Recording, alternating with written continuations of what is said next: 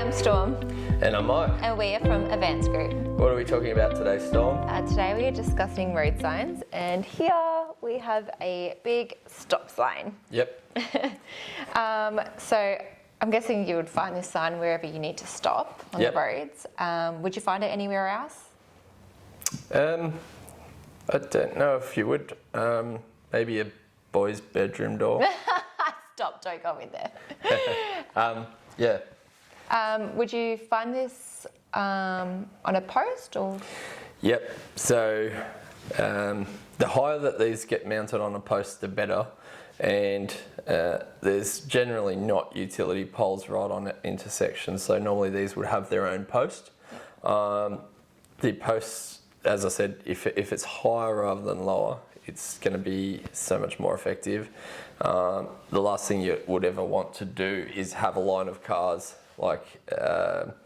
blocking a stop sign when a car is coming up and thinking that they can, fly through the intersection and have not seen the sign because it was obscured by a car or a van or something in front of it. So I would definitely put this sign as high as you can possibly almost go in some instances, practically. So, if this sign is 3 meters off the ground, that's perfect, in my opinion, and I would definitely try for something at that height.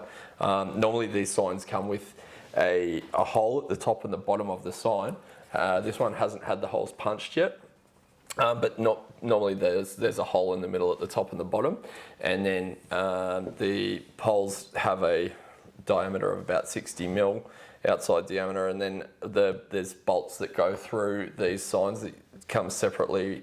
You put the brackets on the pole, and then the bolts go through to the brackets, and that's typically how this would be installed. If there happens to be a utility pole and you wanted to screw it to the utility pole, all well and good, or use some sort of stainless steel banding, which we sell separately as well. But again, you would just use the holes to mount the bolts to the brackets to the posts. How long can this sign last outside with all the weather conditions, or just anything in general? Yep, so this sign is guaranteed for 10 years, so the warranty is 10 years and the expectancy is up to 20 plus years. It depends on how much sun it is getting, whether it's ever shaded, if it's in the direct north facing, if it's absolutely no shade whatsoever, then it might start degrading after 10 years. So, but I would definitely expect it to last more than that. Yeah. Yep. Are there any other sizes, or is this just the standard size? This is the A size. There is a B size. I think there might be a C size. I don't really remember ever selling a C size, but definitely on intersections where the speed limit is higher. So, for example, if you have a backcountry road where you have a speed limit 80 or 100 kilometres an hour, and then there's a stop sign, I would definitely go with a B or a C size, because the person needs a lot more advanced warning that there is going to be a stop sign ahead, and particularly that's quite dangerous, going from 80 or 100 kilometres an hour down to an intersection. So I would definitely go the bigger ones when those sorts of situations. Typically in urban built up areas, people are doing slower speeds than that, and so the stop sign, this is a standard sort of size. If it was a backcountry road where it was 80 or 100 k's an hour, I would also have the other sign which is saying stop ahead, and that would be placed at a certain distance back from this sign, just so they have advanced warning that there is a stop ahead before they even get towards this stop sign, because that's quite a dangerous situation.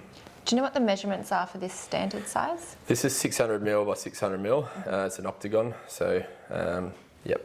Yep. And is there a thickness to it? Are they all the same? Yep. This is mounted, the vinyl's mounted on, reflective vinyl's mounted onto a 1.6 millimetre thick marine grade aluminium, and that's chosen because it doesn't rust or corrode near the ocean environments, like a bayside area, and also it's got a high temper, which means it's harder to vandalise. It's less likely to bend. Reflective. What does that mean? Yeah, this is reflective. So reflective means at night time it's going to reflect the lights from the headlights from the cars. And so as you're driving towards it, it doesn't need to be powered. It's receiving the power from the lights of your car, and it's going to reflect that light back. So the Australian standards at the moment are Class 1 for a sign like this, and in the future they might change a little bit. There are higher than Class 1 options out there, but they're not much different or better than the Class 1. Like say for example, this is a Class 1W. Most people wouldn't know that and need to know that, but it just means it's exceeding the Australian standards, and it's going to reflect a certain amount of light back from the headlights of the car, which say could be plus or minus 40% of the power from the headlights from the car, and at a nice and wide angle as well. The microprismatic, the properties of this sign are allowing it to be able to come head the light back at an angle.